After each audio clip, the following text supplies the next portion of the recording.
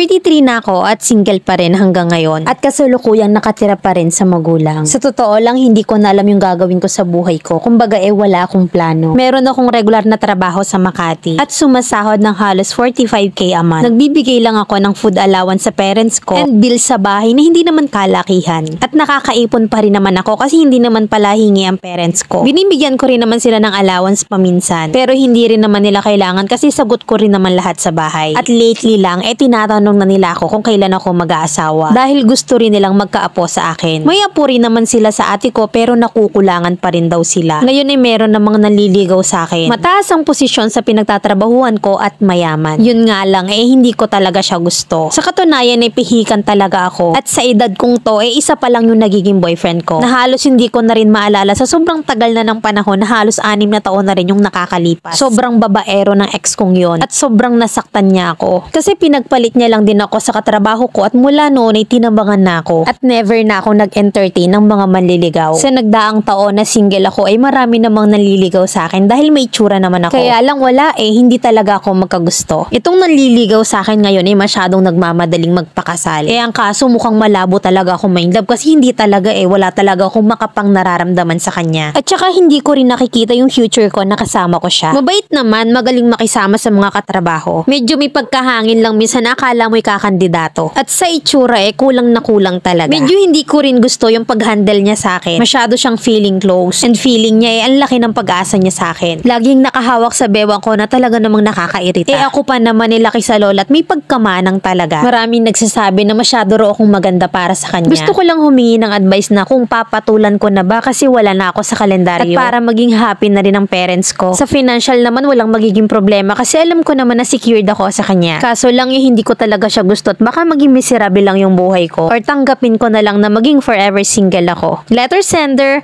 Rhea.